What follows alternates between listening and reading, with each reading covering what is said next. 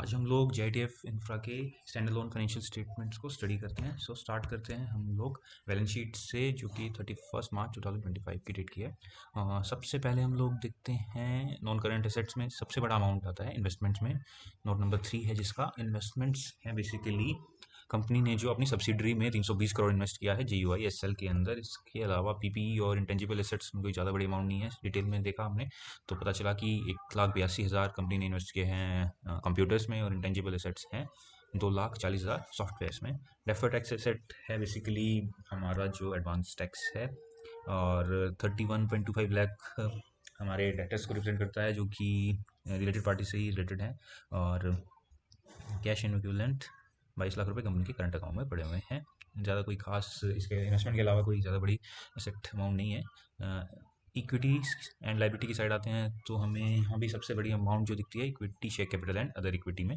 Company के पास equity share capital है लगभग 5 करोड़ की, और 315 करोड़ के रिजर्व्स हैं। इसके अलावा एक 70 लाख लोन है कंपनी के पास, और इसके अलावा ज़्यादा कुछ बड़ी अमाउंट है नहीं। और 45 लाख प्रोविजंस में है, जो कि gratuity and leave encashment employ benefit expenses से ही रिलेटेड है।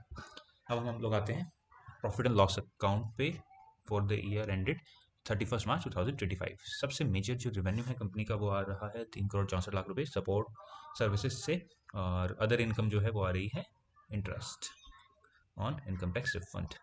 एक्सपेंसेस की बात करते हैं तो एक्सपेंसेस जो हैं सबसे ज़्यादा employee benefit expenses 2 crore 27 lakh रुपए।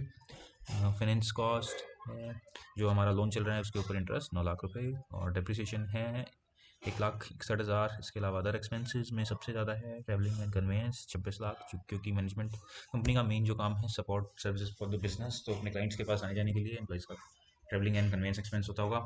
और इसके अलावा छोटी मोटी सर्विसेज हैं, meeting expenses, auditor remuneration, fees and subscription etcetera etcetera.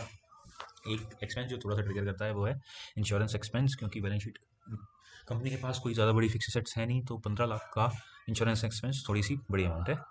इसके बारे में कहीं पे कोई डिटेल भी नहीं मिलती है। ओके, तो अल्टीमेटली हम देखते हैं कंपनी ने 370 लाख रुपए कमाए हैं रेवेन्यू से, और 337 लाख रुपए के एक्सपेंसेस हो गए हैं सब मिलाकर।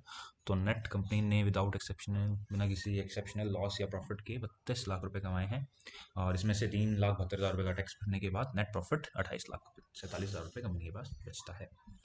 इसके बाद हम लोग आते हैं कैश फ्लो स्टेटमेंट पर। कैश फ्लो स्टेटमेंट से हमें पता चलता है कि कंपनी ने नेट ऑफ टैक्स 27 लाख रुपए जनरेट किए हैं अपने ऑपरेशन से। इन्वेस्टमेंट में ज़्यादा कुछ हुआ नहीं है, 4,000 रुपये का माइनर सा अमाउंट है।